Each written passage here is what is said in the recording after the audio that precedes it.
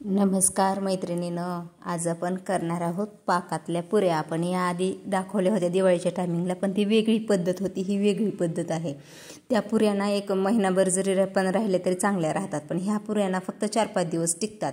याला आपण थोडासा कच्चा पाक करतो, त्याचा थोडा पक्का पाक असं करण्याची पद्धत पण वेगळी, त्या पुऱ्यांची पण आणि या पुऱ्याची पण. तुम्ही तो पण व्हिडिओ माझा जुना पाहू शकता, दिवाळीच्या टायमिंगला टाकलेला होता मी तो व्हिडिओ.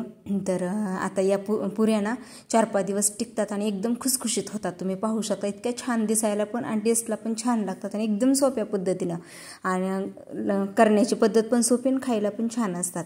तर कशा करायच्या ह्या पुऱ्या आपण पाहूयात. आणि तो असं टाईमपासमध्ये आता उन्हाळ्यात सुट्टी आहे, गोड काहीतरी खाऊ वाटतं, मग तुम्ही थोड्या प्रमाणात किंवा अशा झटपट 1 तासात ह्या पुऱ्या करू शकता. तर मी त्यासाठी काय काय साहित्य घेतलं. इथे ना मी 1 वाटी बारीक रवा घेतलेला आहे आणि अर्धी वाटी मैदा घेतलेला आहे. आणि त्यात मोहन टाकण्यासाठी ना 1 चमचाभर तूप मी गरम करायला ठेवते तोपर्यंत गॅसवर आपल्या तडका पॅनमध्ये. आणि इथं 1 वाटी एकदम बारीक रवा चाळून घेतला आहे, अर्धी वाटी मैदा चाळून घेतला आहे. तर बिना भाजायचाच रवा घ्यायचा, भाजून घ्यायचा नाही अजिबात. आणि याच्यात ना किंचितचं मीठ टाकायचं, 1 छोट्या चमच्याने, का अर्धा चमचा मीठ असेल हे. आता एवढ्या रव्यासाठी एवढं मीठ बरोबर होते.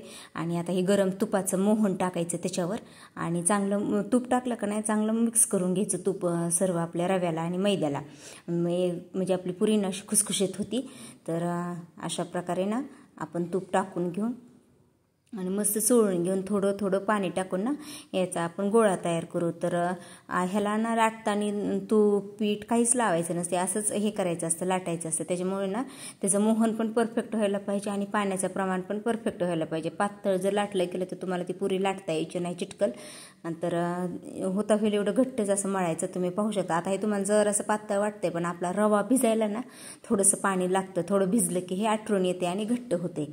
तर मला बरोबर अर्धी वाटी पाणी लागलं. 1 वाटी रवा, अर्धी वाटी मैदा, अर्धी वाटी पाणी, किंचितचं 1 छोट्या चमच्याने अर्धा चमचा मीठ आणि 1 चमचा तुपाचं मोहन. तर आता हे ना मी मळून बाजूला ठेवते 10 मिनटं, तोपर्यंत आपण पाक करून घेऊ.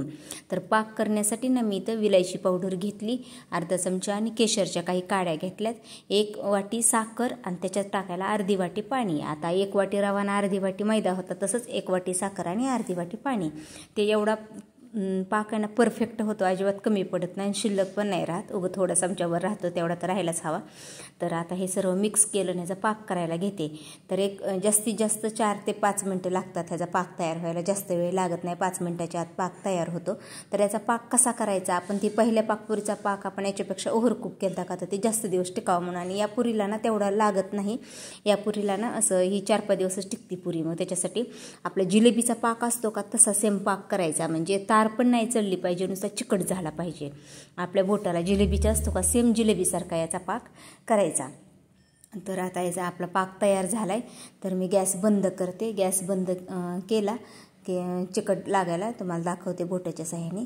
मग मला वाटलं, मग आता मी गॅस बंद करते आणि याच्यात विलायची पावडर आणि केशरच्या काड्या टाकते. गॅस बंद केल्यासच टाकायचं, म्हणजे वास त्याचा टिकून राहतो. आणि आपला ना पुऱ्या सरताना आपला पाक कोमट पाहिजे, त्याच्यामुळे लगेच पुऱ्या करायला घ्यायच्या. तर आपल्या तेवढ्या पुऱ्या होस तर थंड होत नाही पाक, कारण पुऱ्या पण गरम गरमच पुऱ्या टाकतो आपण पाकात, त्याच्यामुळे डबल पण गरम करायची मला गरज भासली नाही, कारण मी पटपट लगेच करायला घेतल्या. लगेच तेल गरम करायला ठेवलं, ते पाकाचं उतरून ठेवलं की लगेच तेल गरम होते, तोपर्यंत लाटायला घेतलं. तर आपल्या गोळ्याच्या मी आता अशा रोट्या केल्याने करून घेते ना, आपण चपाती लाटता तशी ह्याची लाटून घ्यायची. त्याला तेल तूप पीठ काही लावायचं नाही लाटताना, तसंच लाटायचं. आणि ना आता ते दिसायला छान दिसाव्या म्हणून वाटलंच तुम्ही याच्या मोठ्या मोठ्या वाटीच्या साईने मोठ्या मोठ्या सुद्धा पुऱ्या करू शकतो, पण या पुऱ्याना छोट्या छोट्या दिसायला छान दिसतात. तर त्याच्यानं मी अशी रोटी लाटून घेते.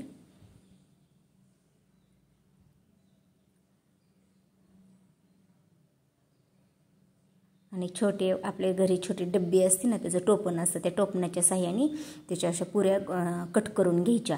आणि 1 रोटी लाटायची, तळायचं. जर कोणी मदतीला असेल तर 1 जण लाटून द्यायला, तळायला, पाकात गोळायला फरक पडतो. पण एकटी असल्यास असं थोड्या प्रमाणातच करायचं, म्हणजे आपल्याला जास्तही होत नाही, कारण पुऱ्या अशा लाटून ठेवल्या तर ते सुकल्याने होतात नंतर. आणि तळताना मग ते फुगत नाहीत व्यवस्थित. मग त्याच्यामुळे असं थोड्याच प्रमाणात करायचं. वाटलं तर 2-3 असतील तर तुम्ही जास्त प्रमाणात पण करू शकता. तर मी आता एकच रोटी लाटून घेतली, अशा पुऱ्या कट करून घेतल्या आणि एवढ्या तळते आणि लगेच ह्या पाकात टाकते. नंतर गॅस बंद करते, नंतर दुसरी रोटी लाटते, नंतर ते कट करते, नंतर तळते. अशा करून मी पुऱ्या करून घेते. तेल गरम झालं की नाही पाण्यासाठी थोडी गोळी टाकली होती. गोळी उरी आली, उडवडी यायला लागली की तेल गरम झाले म्हणायचं. जास्त पण कमी नसावं गरम आणि जास्त पण जास्त ना गरम नसोनी. आणि आता ना गॅस असं मीडियम गॅस करायचा, बारीक पण नाही मोठा पण नाही एकदम. आणि मीडियम गॅसवर ह्याला ना असं तुम्ही पाहू शकता टाकल्या टम्म फुगतात आपली. एक ना एक पुरी मस्त फुगती. कारण अशा दोन्ही साईडनं खरपूस अशा भाजून घ्यायच्या, म्हणजे त्याला थोडासा किंचितसा लालसर कलर यावा. तुम्हाला जर खूप लाल कलर हवा असेल तर तुम्ही काढू शकता, पण या पुऱ्या अशा जरा पांढरट छान दिसायला. म्हणून मी ना लहानपणी माझ्या एका मैत्रिणीच्या आईच्या हातच्या पुऱ्या खाल्ल्या होत्या. मग तेव्हा त्यांनी ना अशा पांढऱ्याच केलेल्या होत्या. मग त्याच्यामुळे मी पण ना तशा पांढऱ्याच काढते.